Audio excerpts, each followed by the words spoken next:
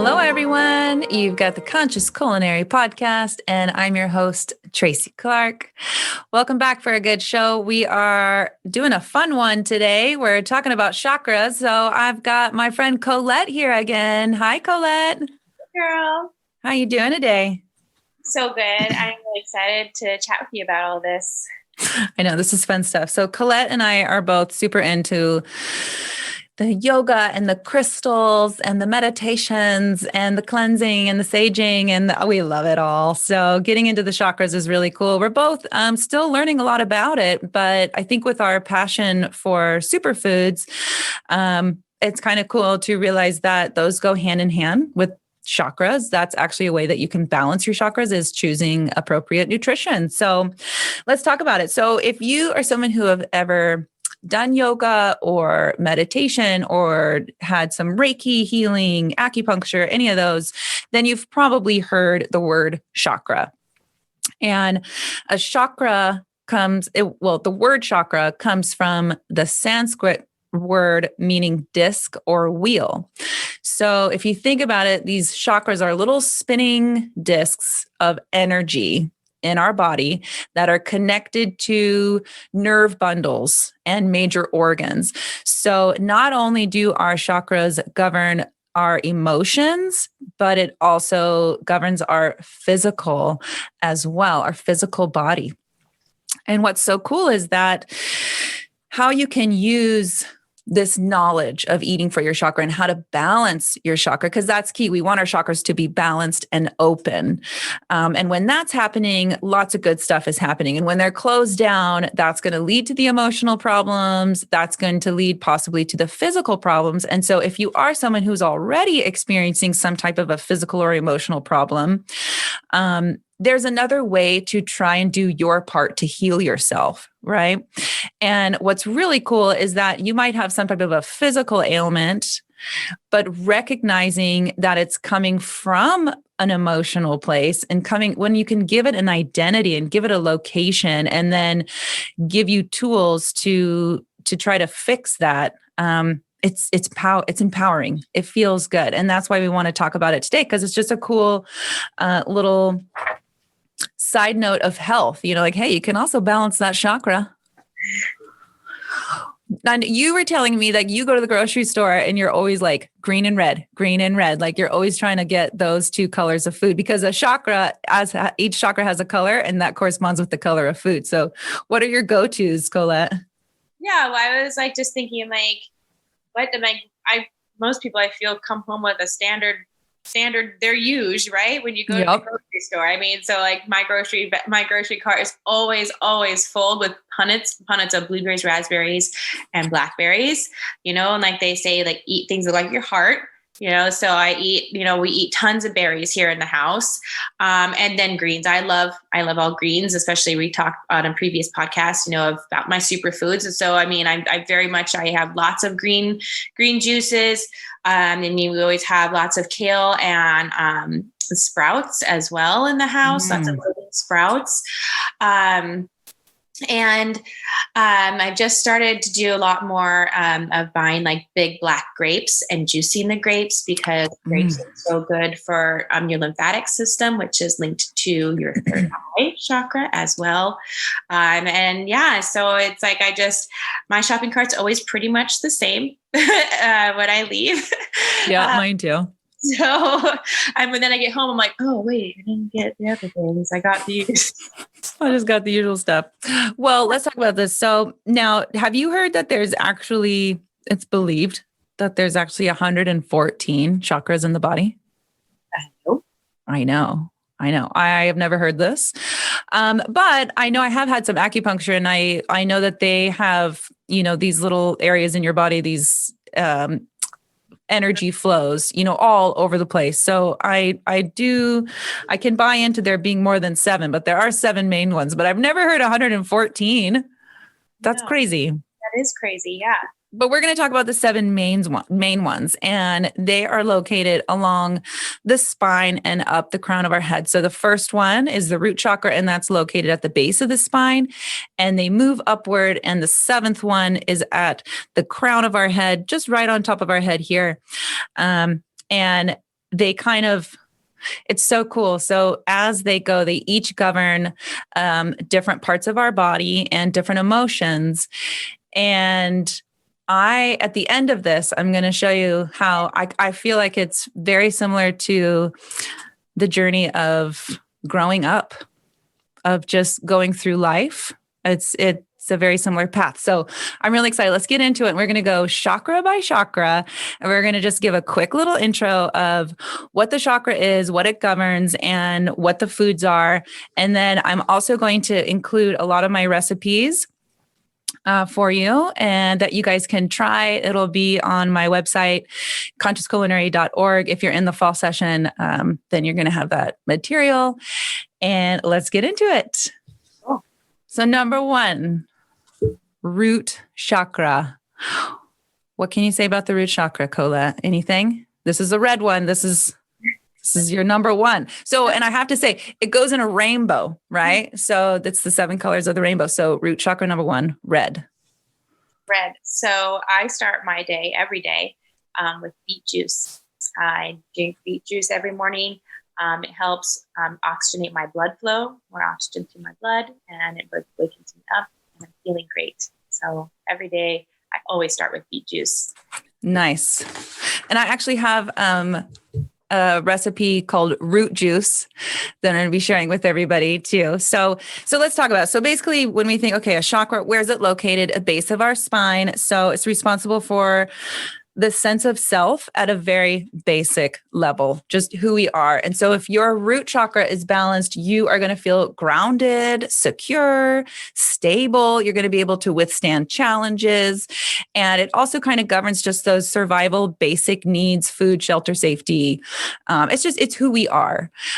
And then also where the chakra is located, just think about what is going on in our body at that moment and at that space. And that's what it's going to govern. So the bottom of our spleen is going to be reproductive organs, colon, a little bit of bladder, but think about that area of the body, and that's what it governs. So if it's unbalanced, then we're going to experience blocked digestion. That's going to be a physical ailment that can come, reproductive issues. And then on an emotional side, you're going to have anxiety and fear, feeling very disconnected, right? Because that root chakra is think about it, it's our root. It's our root into the ground. And that is what's going to make us feel stable, is having that nice support underneath us, connected to Mother Earth. And when we don't have that, we feel very flighty, and that can bring on panic attacks. So root chakra, and this is, the one that if ever we're having problems, we want to just kind of start with the root chakra. Let's just start there. This is the base of who we are. So it's always a good one to pay attention to. So we mentioned some of the foods. Beets are great, but this is what's so great about chakras. So the color is going to tell you what foods you're going to look for. You're just going to want to look for foods in that color and a few others, which we're going to talk about. But straightforward, we're just going to look for red foods. So apples, beets, tomatoes, pomegranates, strawberries, raspberries, and then root vegetables as well. Anything that is grown in the ground. What beets are, beets, I say, would be the number 1 because it is a red root vegetable.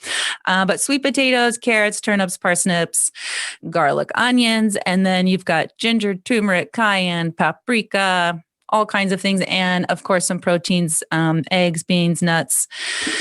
This is our number 1 chakra, the base of who we are. Number 2, what's our second one?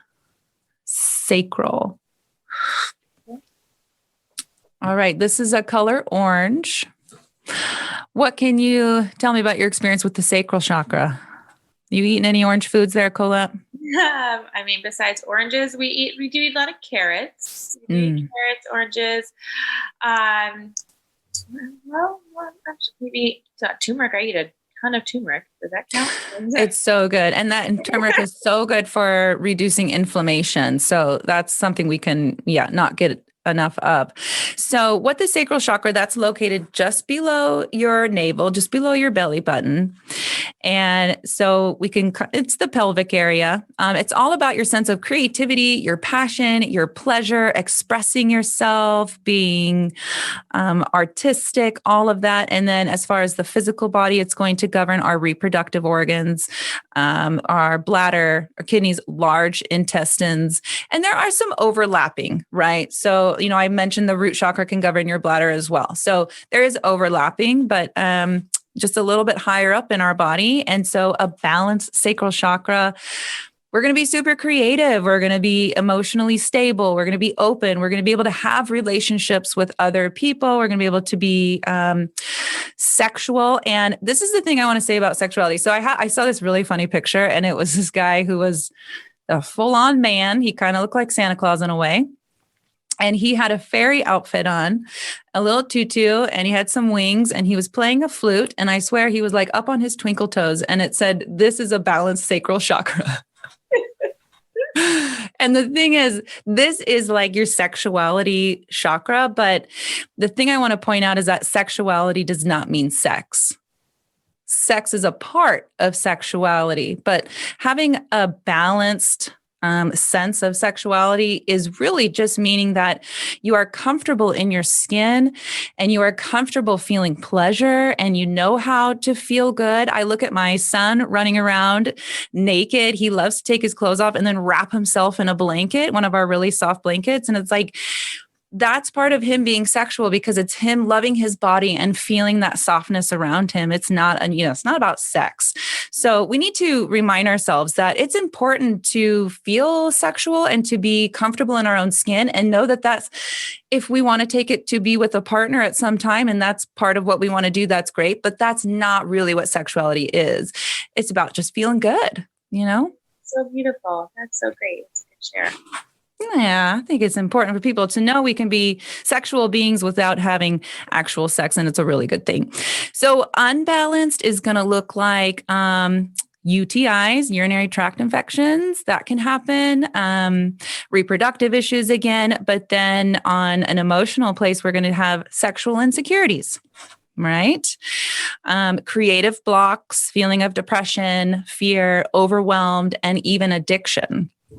And I see that a huge correlation between, having sexual insecurities or some type of a negative sexual past and addiction. Those really go hand in hand a lot. And we can see it here in the chakras. They knew it all along. So, and as far as working on our sacral chakra, this is one of my favorite ones because when it comes to food, I say get in the kitchen and have fun, have a food fight, make silly pictures with your food, like get creative because then you're going to be eating the good foods, but you're also going to be playing on that little childish playfulness that we all need to experience from time to time. You have 2 little ones and you're always in the kitchen with them. I can't imagine. I'm always in the kitchen, and I also I play with my food a lot. I cook as if I am preparing table presentation every meal. And I love it. True soul sister there. Yeah, that just it makes me feel good. I don't care if I'm then going to cut up a tiny piece for my kids to eat. It looked beautiful for that picture. It made me feel good. So yeah, I can see that. Yeah. And I'm all about, putting love into your food and like you just said, and that can make you feel good. It makes you feel creative. And so it's really good for the sacral chakra. A few recipes with that. You'll see a coconut rice bowl. It's got salmon, mango, avocado, seaweed, and edamame because for the foods with the sacral chakra, you want orange foods. Obviously, we've just named a few of them, the oranges, the carrots, and any kind of like orange bell pepper would be great. And mango is good, but peaches, but also really good sources of omega-3 fats. So coconut, salmon is really good. Seaweed is a good one. So I put together this coconut rice bowl. It's got coconut rice, salmon, mango, avocado, seaweed, and edamame. Making me hungry, girl. Yeah, I know. It's so good, you guys. So check that out. That'll be on the website. But let's move on. This is a very quick overall about each chakra, just to give people an idea and an awareness, because one might call to you and go, oh my gosh, I need to work on my heart chakra, or I'm all about the root chakra. So hopefully something will call out to you. So moving on, our third chakra, the solar plexus. That is going to be just right above your navel. And I mean, listen to the solar plexus. I mean, this is like we're spinning around this, right? It's the color yellow. And just so you know, yellow is a natural mood enhancer. So yellow stuff is good to incorporate in our life. So it is where we get our personal power, our willpower. It's where we set goals and we find our general purpose, what we want to do. So we found our creativity with the sacral chakra, but now we move into the solar plexus, and now we want to share that, and we want to go out and do something with our creativity, do something with who we are, and start making goals. So that's what we need our solar plexus for. Physically, it's going to be in the spleen, the stomach, pancreas, and liver. A balanced solar plexus, you're going to feel confident in your undertakings, feel accomplished, and confident in your ability to achieve, and be able to take those thoughts into action. I think that's a big one. I think that's a hard one for a lot of people. And with your involvement in Purium and starting your business, I can imagine just how difficult it is sometimes to get all of those ideas into action. Definitely. I need to add some more into my solar plexus. Definitely. So we're going to look for yellow food. So bananas, pineapples, corn, lemons, yellow curry, yellow squash, yellow peppers, but also really good sources of whole grains like oats, brown rice, spelt, rye, any sprouted grains. You were saying those sprouts that you get. I love to get alfalfa and broccoli sprouts as well. Put on my sandwiches. Also, turmeric, ginger, sunflower seeds, and chamomile are great. And some of the recipes that I've included are a yellow curry paste. And this is a really fun one to make because there's nothing that unique in the ingredients. You could probably source everything at your local grocery store, but it's the fact that you're bringing them all together and mixing it all up into a paste. If you spend the love and the time doing that, you can then add that paste to so many different recipes, and you can have this amazing boost of flavor and yellow solar plexus healing energy, right?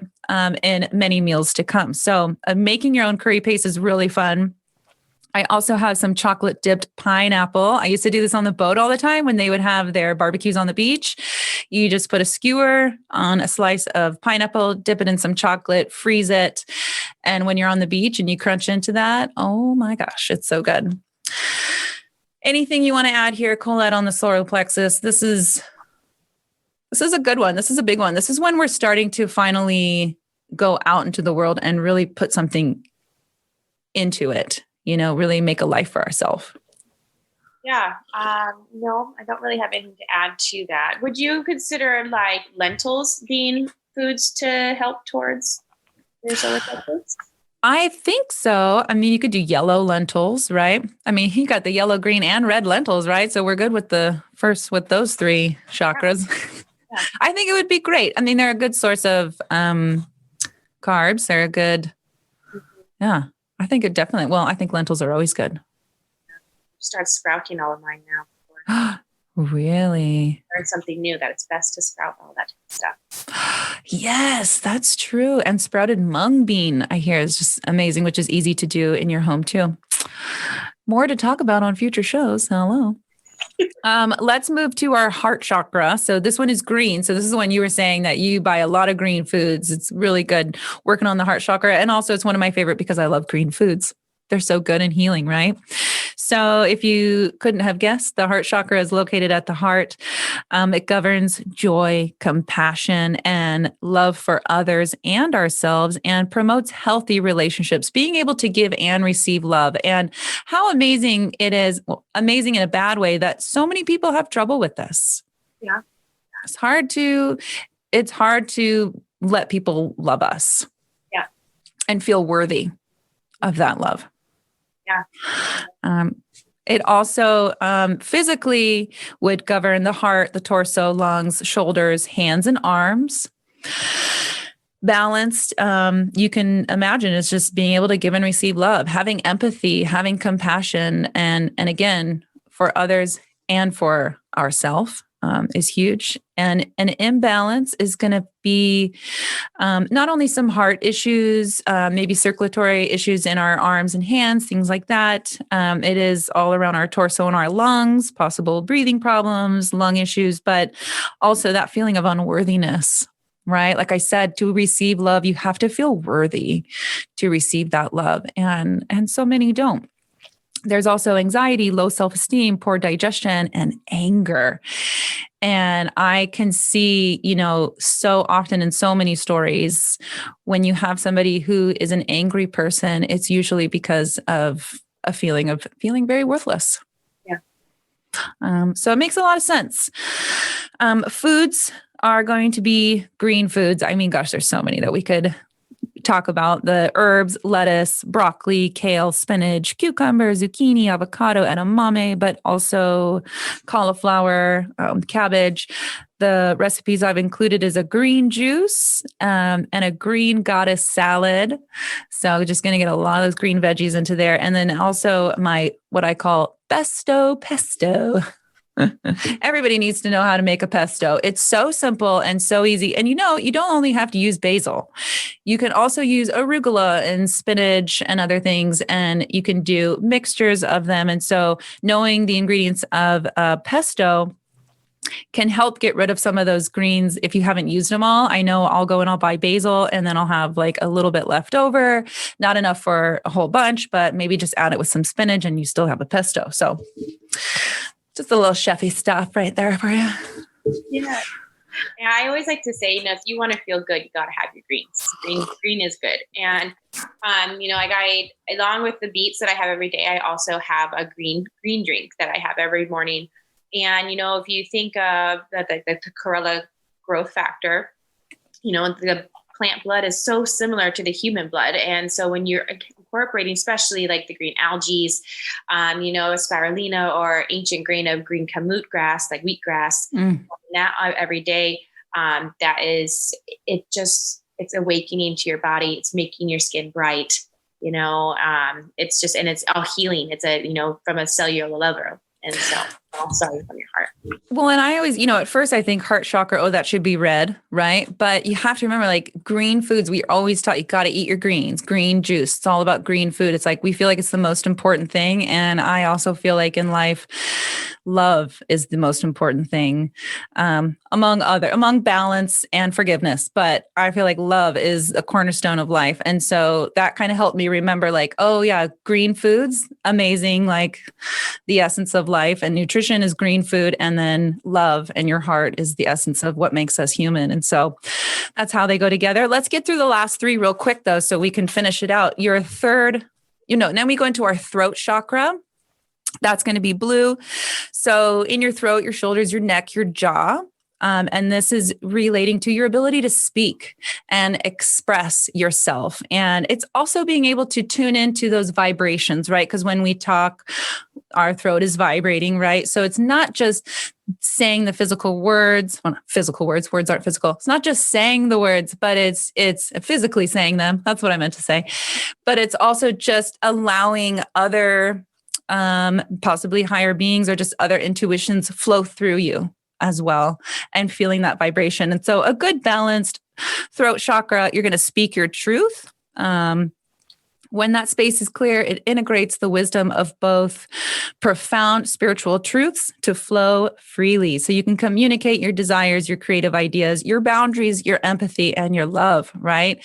Now that we've created all this goodness in our lower chakras, we want to be able to really put that forward. And so an imbalance, you could be tongue-tied. Maybe you can't find the words, a sore throat, thyroid problems, neck pain, TMJ in your jaw, things like that. And then the foods are going to be the blue foods, the blueberries, the blackberries, a lot of things with antioxidants, and then healing liquids, coconut water, herbal teas, honey and lemon. And then also just think fruit that grows on trees. We're up here in our throat, so we want the fruit up here on the tree. Next up, we have our third eye chakra. That's going to be right here. And that is going to focus on our ability to see clearly, right? Trust our own intuitions, and also the importance of the ability to grow and the desire to constantly learn, which is another one for the crown chakra, the final chakra. But again, if you're starting to see like the process of these chakras, how it kind of goes with the process of just growing up as well. Like in the root chakra, it's just who we are basically. It's like the baby comes out, gets smacked on the butt. It's a boy, it's a girl. Like, this is who you are. We need to feed you. We need to take care of you. That is our base, right? And then we move into like finding our creativity. And I always think of toddlers and young kids because they're so passionate and they're so fun and they're just free and little sexual beings, right? But then we get into the solar plexus and it's like more like our adolescence, right? And early adulthood where we go, but this is who I am and what I love, but what do I do with it? Where am I going to take that? Now we're heading out into the world in our solar plexus. And then you come to the heart because then we start to realize, well, hold on.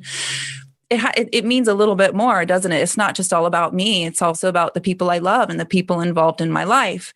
And then you move on into your throat chakra and we're like, well, now like we know what we want to do. We know who we want to do it with and who we love. And now it's time to really put it out there and feel the guide through and being able to express everything that we feel. And then we're moving up into our third eye and our crown chakra, where we're beginning to go even higher and really listen to whatever it is that your personal belief, whether it's God or a higher being or whatever, the universe, Mother Earth. That is our ability to tune in to the energies of the world that are higher than us.